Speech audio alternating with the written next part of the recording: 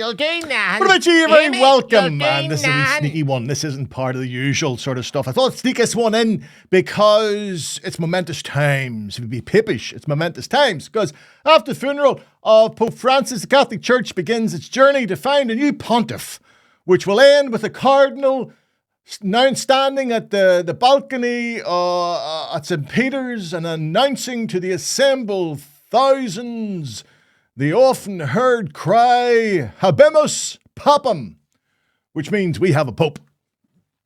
Now, as you'd expect, with a church which has been in existence for 2 millennia, there is no shortage of tradition surrounding the election, or conclave as it's known. Many will already have gleaned bits of the workings of this from the Richard Harris book and film Conclave. Now, to be honest, I found it a wee bit pedestrian. Then again, having been brought up in the Catholic Church, its workings are somewhat less exotic to us lapsed tags. Anyway, the fact is, in the O'Kane household, it's the Protestant, otherwise known as the wife, who seems intrigued by the workings of this papal election. So considering that both her and the rest of you heathens are going to miss out in heaven, I thought the least I could do is give you all a wee short introduction to the workings of a papal conclave. Now, first of all, there's some mechanics involved in it. There's a very, very high-end mechanics, because 2 stoves have to be installed within the confines of the Sistine Chapel, where the cardinals will make their decision. Now, these 2 stoves go into one flue up into the roof of Sistine Chapel, where very kindly the fire service of Rome have already installed a chimney, right? Now, they will stay on duty. The firemen stay on duty all the way through the conclave, as there are, would you be, 2 fireworks involved in this whole thing. And, well, when they go off, they don't want the 500-year-old Sistine Chapel getting burnt to the ground. So the firemen are going to be outside keeping an eye on things. In past times, the way to get black smoke and white smoke, well, the black smoke, they used damp straw. And if they wanted white smoke, they used dry straw. Pretty simple. But this wasn't foolproof. And on occasion, they ended up with a sort of greyish smoke coming out the thing, which is very confusing. Very confusing for those who were watching. So today, as I said, science has taken over, with 2 separate fireworks used to indicate the outcome of any vote. Now, one of them is a mix of potassium chlorate, anthracene, and sulfur, and that's the one that creates the black smoke. The other one contains a mix of potassium chlorate, lactose, and would you believe pine rosin to create white smoke. And just to make sure there's no confusion, a bell is rung if it's a positive vote, to eliminate any possibility of confusion. Now, the tradition of using smoke to indicate the result of a vote, that goes way back to the 15th century. And it has a religious significance. The use of smoke has a religious significance, as it's always been a form of human communication and is mentioned in the Bible as such. As for how long this conclave will last, it's difficult to predict. The longest one lasted 3 years between 1268 and 1271. That one lasted so long that 3 of the cardinals involved died during it, with one of them resigning. So the shortest conclave in modern era, that happened in 1939. And that only lasted 3 days. Now, it's doubtful either of those records will be beaten this time. Though with no strongly tipped candidate, we could be looking at weeks rather than days. Not that any ambitious cardinal would choose to go into a conclave a favourite. There's an old joke that traditionally, he who enters the conclave as a pope leaves as a cardinal. That's good. I like that. Like, I have even a family connection to conclaves and its ancient tradition, as my late father travelled all the way from Ireland to Rome for the election of Pope John Paul in 58. Yeah. Now, John was supposed to be a sort of just a getting over the hot. He never expected to do anything. He was viewed to be a moderate sort of old pope, just filling the chair for a few years. He turned out to be one of the most radical popes in history. He called in the Second Vatican Council. Within a matter of years, he had done away with the ancient Latin Mass and made real moves to shift the church in a more modern direction. Would you believe it? People don't believe this. I'm old enough to remember the old Latin Mass. I actually served as an altar boy at a Latin Mass. You don't believe how old I am. Do you believe it now? I remember the Latin Mass. You'd be in the congregation and the priest had his back to you the whole time. Do you know what I mean? He was up in the altar, facing the altar. He never turned round, apart from coming out to give communion.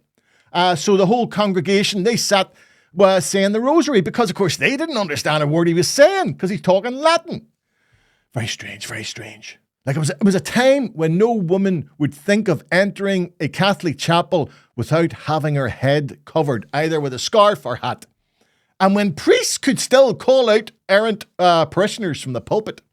Very strange times, very strange. It's hard to believe it now. It's hard to believe. You know what I mean? Today, the church in Europe teeters on the verge of collapse, with a 2021 survey in Ireland reporting that only 30% of Catholics attend Mass weekly, down from 91% in 1975. And vocations to the priesthood, well, they mirror this decline, with only 2,116 priests serving something like 2,450 odd parishes in Ireland. And the paradox is that while Ireland once exported thousands of priests to the third world to carry the good news, today it finds itself in the surreal situation of relying on priests coming here from the third world to minister to parishes in Ireland. All this will be in the minds of the 133 cardinals who begin their conclave on Wednesday, 8th of May, 2025. They are faced with a church bedevilled by a seemingly never-ending list of scandals from the past. The most recent one only becoming known this week in the news, involving single mothers who, having left Ireland to escape the opprobrium that would be heaped on their heads, they find themselves in England, then were kidnapped, would you believe, by sometimes priests and brought back to Ireland, where their babies were put up for adoption rather than be allowed to be adopted by non-Catholic Protestant families in England. You couldn't make it up. Still, reports of the imminent collapse of the Catholic Church are, in my view, somewhat exaggerated. We must remember that this is an institution which survived in its earliest days the purge of Roman Emperor Nero, only to then be adopted as the state church by Emperor Constantine. And it's prevailed and seen the decline of not only the Roman empires, but saw many other empires fall following that. And who knows who the new Pope is going to be? Now, for the first time in history, the last time with Pope Francis, they elected someone from outside Europe, right? Now, the next logical step would be to recognize where the strength of the church now lies, which is no longer in Europe. And in doing so, elect a cardinal either from Africa or Asia. That's unlikely. I still think the betting for me that's unlikely. Due to the power of the Papal Curia, the Italian Papal Curia, who are the power behind the throne of Peter. I'd be shocked if they don't manage to steal back that seat for an Italian. Whatever happens, it'll be interesting viewing. And the thousands who gather in Rome will wait patiently looking at that wee chimney. I wonder, I'm not sure, I haven't looked this up, I haven't bothered, it's only come to me now. I wonder if the sense it's going up in smoke or up a chimney. I wonder if that's where it all comes from. Because the 1.7 billion Catholics, they will be focused on that chimney for the next few weeks to see who will take the seat of St. Peter. And will he continue the modesty and humility of Pope Francis, or will there be a shift now back to the old days? The old days. I remember the days when the Pope was carried out. The Pope was carried out on a big seat. The Pope carried him out in a seat. 6-8 guys carrying him on a seat. That's what you call transportation. That's when they knew how to treat a Pope. If I was Pope, that's what I would do. I would insist. Forget about the theatre, no. I would insist on being carried everywhere they go. Right, lads. Whoa. Yeah. And everybody would have to kiss my ring, I'll tell you. Whoo, yeah. Mm-hmm. I'd make it obligatory. Uh-huh. Especially in meeting King Charles. Mere son, yeah. Many of you got on to ye. Many of you got Many Protestants are there under you. I mean, you're not in my game here, son. You're not in my game.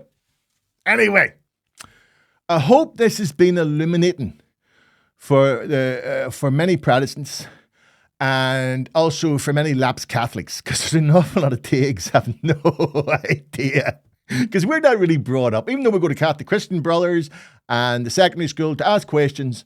To ask questions is really not encouraged.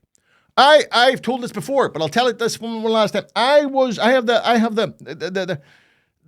don't know what to call it. If it's a strange thing, but I was barred from a Catholic RE class for a year.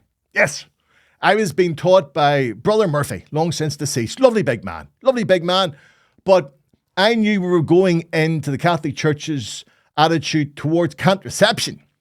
And being a touch ADHD and an argumentative wee bastard, I made the effort to go out and read outside the books that we've been given. And I discovered that there was, I don't know what it was, maybe it was Italian or maybe it was, I don't know who it was, a philosopher.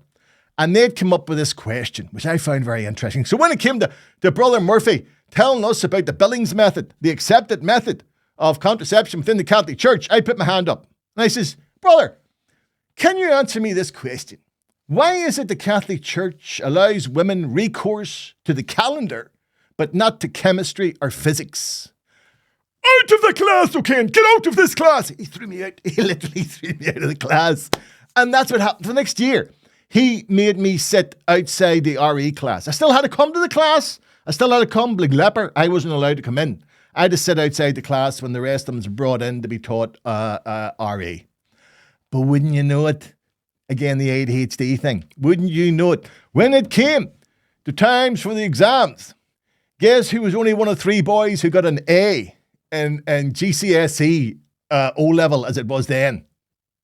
And I remember meeting Brother Murphy afterwards, because I wasn't staying there to do A-levels. I felt safe. Right? I was going to another school to A-levels. And Murphy came up to me and says, "Okay, how did you manage to get an A?" To which I replied, "Brother, I do not know. It must be down till divine inspiration." Cheeky wee shite, wasn't it? Cheeky wee shite. But still anyway. I'm sort of, you think you're out. It's a bit like the Catholic Church, a bit like a mafia. You think you're out, drag you back in. So I wouldn't say I'm completely out. I wouldn't say I still like the smells and the bells. I don't go that often. I don't know. I wouldn't say that I'm a Catholic. And I don't like the term cultural Catholic, although that seems to be in parlance these days. I do respect those people who believe, and I don't take the piss out of that. And if it works for them, fair play. I have issues, like serious issues with some of the teachings, and I think those questions are God-given. I don't believe that. I'm not an atheist, I'm not agnostic. I believe there is something. Don't know what it is. Don't think it's my business to even work out what it is. I think it would be an act of absolute egomania for me to try to work out what God is. It would say he's not much if I can work him out. But what I will say is I'm going to be watching the TV. I want to see the smoke. I love that reveal. They do it's great theatre. Can't knock that. Great theatre. See when they reveal the Pope, that's big stuff. Because he comes out and he does the Papa's thing, right? And then they wait, and then they open the curtains, and out he comes. Nobody knows. Until they read his name out. And then half the ones don't know who his names are. And then he comes out. The prods don't have the same degree of theatre. That's what I'm saying to you. I'm not knocking that faith. Protestant lives. They've been lovely church. They have a lovely, good people. But they've no magic. They've no magic. I've been to their services. They don't turn anything else into anything else. You know what I mean? And they're a wee bit too liberal for me. I've been a brought-up pig. You know what I mean? A wee bit too liberal. But still, even they'll be interested in watching. It's a worldwide event. So where will it go? Will they bite the bullet and accept that the Catholic faithful have moved from Europe to places like Africa and Asia, that's now the heartland? Will they reflect that in the new Pope? Or will they say, uppy, still in Italian, hey, you'll do what you're told. Because I think if they do that, they're stuffed. You know, they're not going to die out rather out there, but I don't think it's a good idea. I would like to see, personally, I'd be thrilled to see either an African or an Asian Pope. I think that would be fair and representative.